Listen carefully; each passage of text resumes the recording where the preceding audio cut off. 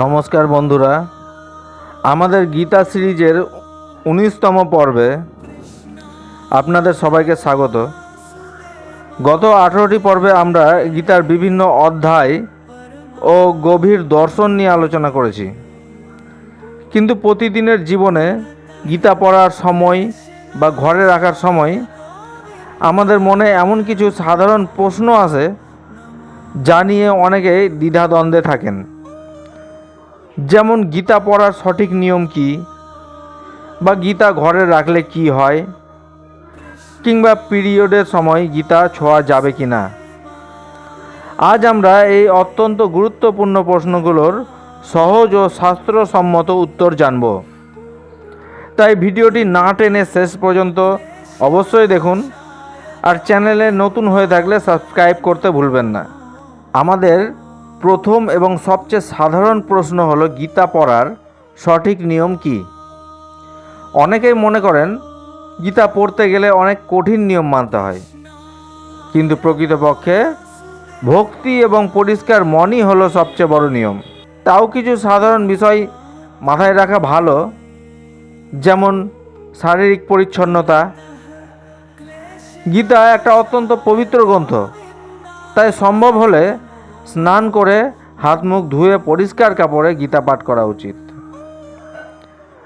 তারপর সঠিক আসন, মাটিতে সরাসরি বসে গীতা পড়া উচিত নয়। একটা পরিষ্কার আসন বা কুশাসন পেতে তার ওপর বসুন। গীতা গ্রন্থটিকেও সরাসরি মাটিতে না রেখে কোনো কাঠের রেকাত বা পরিষ্কার কাপড়ের ওপরে রাখুন। তারপর মনোসংযোগ, পড়ার সময় চারপাশের কোলাহল থেকে দূরে শান্ত কোনো জায়গায় বসুন, যাতে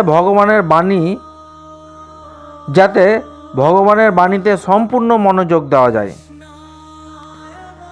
তারপর ধ্যান রাখতে হবে। শুরুর প্রার্থনা, অর্থাৎ গীতা পাঠ শুরু করার আগে অন্তত একবার ওম নমো ভগবতে বাসুদেবায় মন্ত্র জপ করে শ্রীকৃষ্ণকে স্মরণ করে নেওয়াই ভালো। এরপরে ছিল দ্বিতীয় প্রশ্ন, গীতা ঘরে রাখলে বা আলমারিতে রাখলে কি হয়?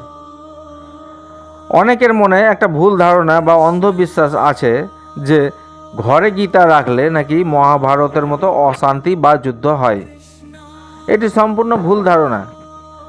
গীতা হলো জ্ঞান ও শান্তির প্রতীক। ঘরে গীতা রাখলে এবং তা নিয়মিত পাঠ করলে চারপাশের নেতিবাচক শক্তি দূর হয় এবং ইতিবাচক শক্তির সঞ্চার হয়। এটি ঘরে রাখলে পরিবারের সদস্যদের মধ্যে মানসিক শান্তি এবং সদ্বুদ্ধির বিকাশ ঘটে। তবে মনে রাখবেন, গীতাকে কেবল আলমারিতে সাজিয়ে রাখার জন্য নয়। এটি রাখার আসল উদ্দেশ্য হলো নিয়মিত পড়া এবং এর শিক্ষা জীবনে প্রয়োগ করা। গীতা যেখানে রাখবেন সেই জায়গাটি যেন পরিষ্কার পরিচ্ছন্ন থাকে। এরপর তৃতীয় প্রশ্ন ছিল, পিরিয়ড বা মাসিকের সময় কি মহিলারা গীতা পড়তে বা ছুঁতে পারেন? এই প্রশ্নটি নিয়ে সমাজ ও ইন্টারনেটে অনেক বিতর্ক রয়েছে। সনাতন ধর্মের মূল ভিত্তি হলো জ্ঞান ও ভক্তি। ঈশ্বর কখনো তার সন্তানকে তার বাণী জানা থেকে দূরে রাখেন না। শাস্ত্রীয় ও ঐতিহ্যগত দৃষ্টিকোণ থেকে এই দিনগুলোতে শারীরিক বিশ্রামের কথা বলা হতো, তাই সরাসরি পবিত্র গ্রন্থ স্পর্শ করতে নিষেধ করা হতো। তবে আধুনিক যুগে আপনি যদি শারীরিকভাবে সুস্থ বোধ করেন, তবে মন থেকে ভগবানকে স্মরণ করতে পারেন। যদি সরাসরি বই স্পর্শ করা নিয়ে আপনার মনে কোনো দ্বিধা থাকে, তবে আপনি ডিজিটাল মাধ্যম যেমন মোবাইল বা ল্যাপটপে গীতা পড়তে পারেন অথবা অডিও শুনতে পারেন। ভক্তি ও শ্রদ্ধাই এখানে আসল, শারীরিক অবস্থা কোনো বাধা নয়। এরপর চতুর্থ প্রশ্ন ছিল, গীতা পড়ার সেরা সময় কোনটি? রাতে কি গীতা পড়া যায়? অনেকে জানতে চান গীতা কখন পড়া উচিত। শাস্ত্র মতে সকালের সময়, অর্থাৎ ব্রহ্ম মুহূর্ত বা সকালবেলা গীতা পাঠের সেরা সময়, কারণ এই সময় আমাদের মন সবচেয়ে শান্ত ও সতেজ থাকে। তবে এর মানে এই নয় যে অন্য সময়ে পড়া যাবে না। আপনি কর্মব্যস্ত হলে বিকেলের দিকে বা রাতে ঘুমানোর আগেও গীতা পড়তে পারেন। মূল কথা হলো যখনই পড়বেন মন যেন শান্ত থাকে। রাতে গীতা পড়লে সারাদিনের মানসিক ক্লান্তি দূর হয় এবং ঘুম ভালো হয়। আশা করি গীতা নিয়ে আপনাদের মনের এই সাধারণ প্রশ্নগুলোর উত্তর আপনারা পেয়ে গেছেন।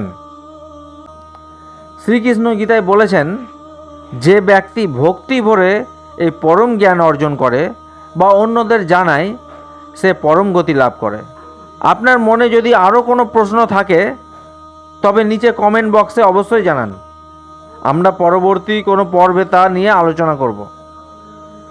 ভিডিওটি ভালো লাগলে লাইক করুন এবং আপনার প্রিয়জনের সাথে শেয়ার করুন। দেখা হচ্ছে পরবর্তী পর্বে, যেখানে আমরা আলোচনা করব গীতার সবচেয়ে শক্তিশালী 10টি শ্লোক নিয়ে। ততক্ষণের জন্য ভালো থাকুন, সুস্থ থাকুন। হরে কৃষ্ণ।